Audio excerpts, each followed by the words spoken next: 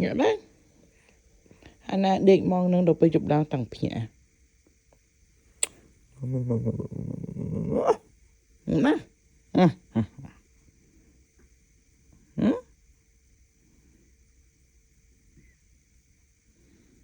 tới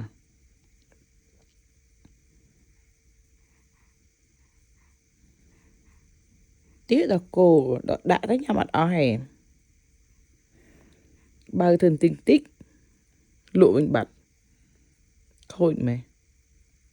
á khôi kìa mẹ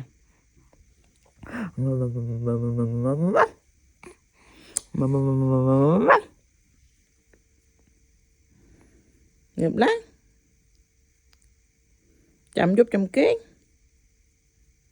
hãy khôi kìa mấy hàng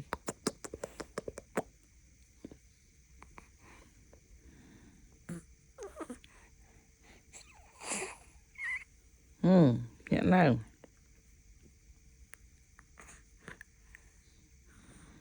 tới tiệt rồi tới